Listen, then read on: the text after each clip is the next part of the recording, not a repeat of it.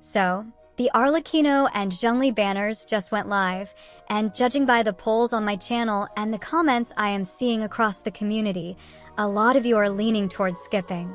I get it.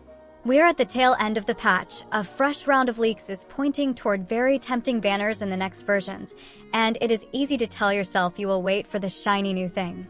In this video, I want to slow that impulse down and look at what is actually on the table today. By the end, you should know when it makes sense to reconsider a pull on these banners, and when it is still smarter to save. I will keep it simple, speak from real use, and spell out where each unit stands in the current environment. Let me start with Arlecchino, because she is the headliner and the bigger question for most of you. Arlecchino remains a top-tier main damage dealer in day-to-day content, and in my book, she still sits in the very high tier for single-target fights. Her core loop is easy to learn and hard to mess up. Set the mark, do your setup, consume the mark, then drive with her infused normals while the rest of your team works in the background. That is why she feels good to play even on a phone or controller. The Pyro infusion does not fall off if you quickly swap to refresh a buff or place a construct, so rotations do not crumble when you blink. For reference, I run her at 0 constellations with the Deathmatch polearm. She is one of my best damage dealers, but she can struggle in the theater and on the later Stygian onslaught tears, while in Spiral Abyss, she still absolutely slays. That said, Arlecchino's kit comes with the famous Bond of Life clause. She cannot receive healing from teammates during combat. In practice, this means that, without a shield, chip damage and random hits can make your run feel shaky. With a shield, it feels smooth again.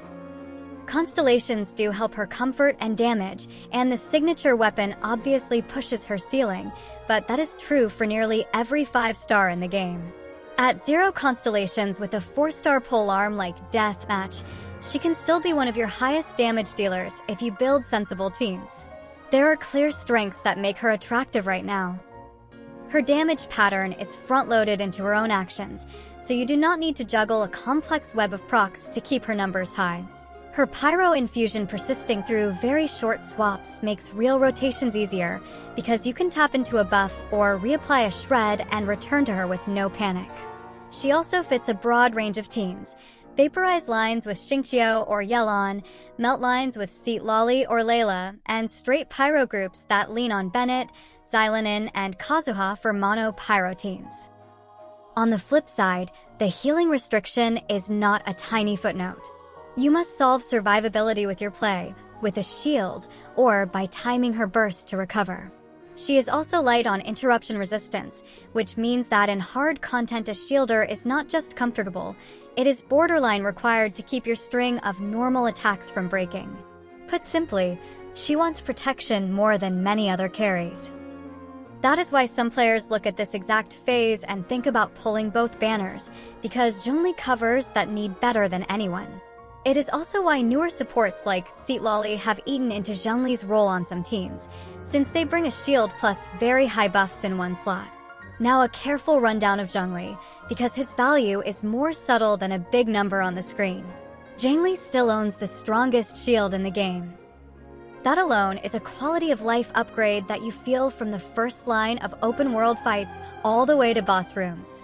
His pillar grants a universal resistance shred, which functions as a team-wide damage increase without any complicated setup. His burst petrifies most enemies and buys clean time to reposition or finish a rotation. He is extremely flexible and slides into a huge number of teams with almost no build stress. The counterpoints are also worth saying out loud. His burst animation is long, and in high-pressure rooms it can be a damage loss if you are not careful. He does not generate much energy for himself, so you either accept a lower burst uptime or build more recharge than you would like, but his burst mostly isn't even worth using anyway. And the big question for the modern meta is this: do you actually need the most powerful shield right now if you are giving up stronger buffs that other supports offer? In many teams, Kazuha, Sucrose, and especially Seat Lolly will raise your team's damage more than Zhongli does, and their defensive tools, for Seat Lolly specifically, while not as absolute as Zhongli's, are often good enough. That is why you will hear people say his meta stock is lower than it once was. It is not that he became weak, it is that the game added supports with bigger damage buttons. What does that mean if you are debating a pull today? If you value comfort and consistency above everything else, Zhongli is still a solid shield pick. He shines beside Arlecchino because he solves her 2 pain points at once. He prevents interruption, and he covers chip damage so the no healing clause does not spook you. If you already have a strong shielder or if you prefer to play without one, his slot is easier to replace with characters who buff more, and you might be happier saving for the next round of banners. If you are a collector of Archons, the choice is already made. If you are strictly meta-focused, weigh the comfort boost against the opportunity cost of saving. Let me also touch the 4 stars quickly, because they matter a lot for many accounts. Yunjin is still a very affordable and useful normal attack buffer. She does not need constellations to work, and once you build her properly, she gives a clean damage boost to any driver who relies on normal attacks. Her skill is not strong on its own, and it does not flood you with particles, so you bring her to buff, not to deal damage. Rosaria is a flexible cryo sub-damage dealer with a party crit rate buff that scales with her own crit rate. That buff is wonderful on a built Rosaria and almost nothing on an under-geared one, so she rewards proper investment. Her burst is a circle on the ground. When enemies run out of it, your value drops. Lanyan, the new Anemo shielder, is interesting because she can hold the viridescent set while still protecting the team. That roll compression alone gives her a place.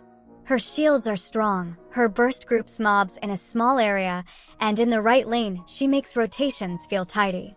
Her downsides are a shorter shield duration and the usual swirl puzzle of making sure you shred the correct element for your main damage dealer. Now to the reasons so many of you plan to skip, the future. If the leak timeline holds, Durin arrives in the next version and Columbina follows after that. These are not minor additions. Durin looks like a flexible pyro sword user who brings both application and team buffs, and Columbina has the kind of hype that usually comes with a kit that changes how people build. Shortening your stash right now can feel risky when 2 heavy hitters stand on the horizon. That is a fair concern. If you are free to play or if you are low on wishes, saving for a fresh debut unit has obvious appeal. I will not argue against that. So where does that leave us on a simple yes or no? If you already built a team that can clear your content without stress, and you are saving for Durin or Columbina, it is completely reasonable to skip both banners. That is why, in our poll, about 2/3 lean towards skipping. For the average saver eyeing the next patch, skipping is still the most efficient plan. As always, pull for who you like. Meta shifts, but your favorite character keeps you logging in. If this helped you decide, tell me in the comments where you landed and why. Thanks for watching, take care of your wishes, and I will see you in the next one.